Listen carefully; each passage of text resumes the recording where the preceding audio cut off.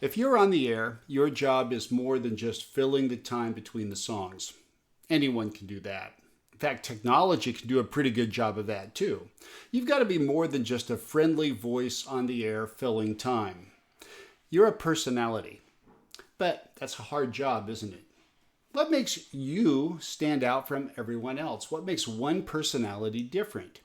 It's your unique traits. And until you discover how to bottle it, package it, and present it, it's hard. And a lot of people struggle with this. You need to find your character voice.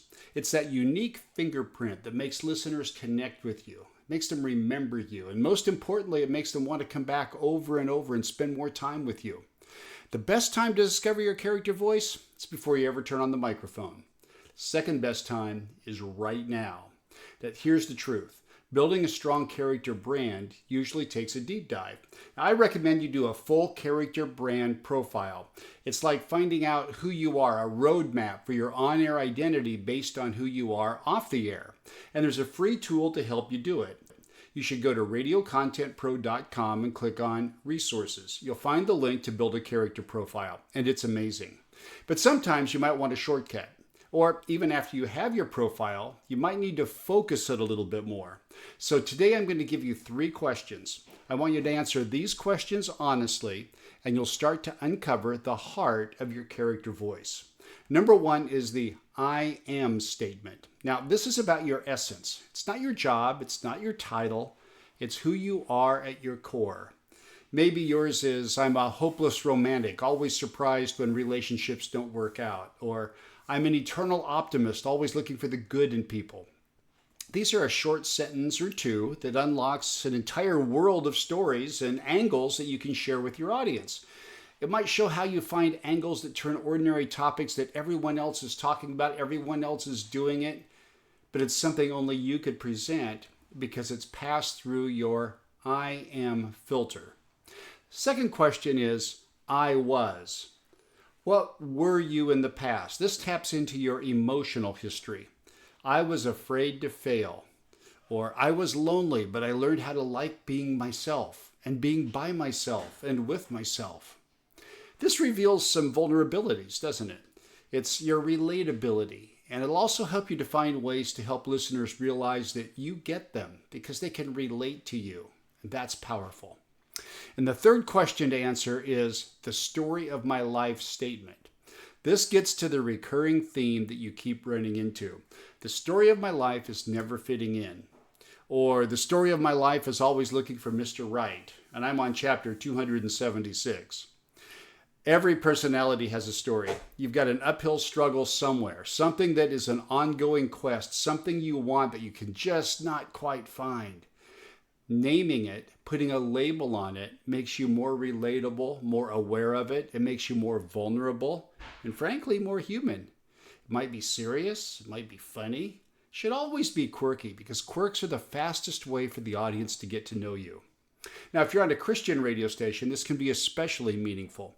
If your I am statement is, I'm always someone who is looking for hope in hard places, that perspective will naturally shape how you talk about songs, about your faith, and about life. Or maybe your story of my life is that God keeps putting me in situations where my patience is tested. That theme can become an endless source of relatable stories for the audience, and they will share in that with you. You'll find your statements if you answer those 3 questions. And one way to find it is doing that full character profile. It'll help reveal some of these things for you. But the next part is, what do you do with it? Now that you've got it, how do you apply it on the air? Well, you have to work at it. You can ask yourself, how would my character talk about this topic?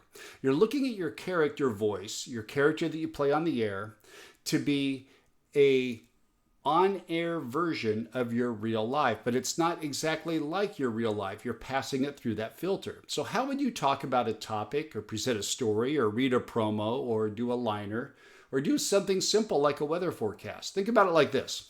Imagine Sheldon from The Big Bang Theory. How would he deliver the weather? He'd go deep into the science of storm systems, and it would probably be funny because it's so nerdy. How about Seinfeld? He'd make fun of why people even leave the house in bad weather, and eventually he'd let you know that it's getting around to a storm coming in. How would your character do it? What would you say? What would you speak into it as only you can? And this is the profound things, the big stories you tell, the longer breaks, and the small things. The point is, your delivery should always filter through your character voice. And your character voice can have many different aspects if you define it properly. So don't settle for just being another voice between the songs. Take a shortcut. Write your I am, I was, and story of my life statements. Then go to radiocontentpro.com, click on resources, and look for the link to build your character profile. Answer the questions, and it'll come back to you in an email in about 5 minutes. Then apply it every time you open the mic.